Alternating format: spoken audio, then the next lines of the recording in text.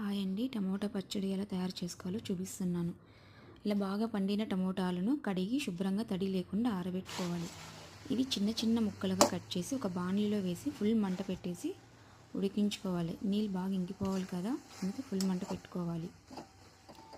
ఇలా కలిపెడుతూ ఉడికించుకుంటూ ఉండాలి. ఇప్పుడు సగం టమోటా ఉడికింది. ఇప్పుడు ఆయిల్ వేయాలి. ఒక స్పూన్ ఆయిల్ వేసుకోవాలి, ఎందుకంటే టమోటా అడుగంటకుండా ఆయిల్ వేయాలి. ఆయిల్ కొద్దిగా తేలింది కదా, అప్పుడు ఉడికినట్టు. అప్పుడు ఉప్పు, పసుపు, కారం 1 by 1 వేసి బాగా కలిపెట్టుకోవాలి.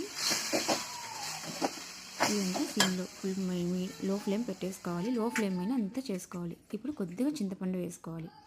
ఇది మెంతులు, ఆవాలు వేయించుకొని పొడి చేసుకొని వేసుకోవాలి. ఇది టేస్ట్ బాగుంటుంది, ఫ్లేవర్.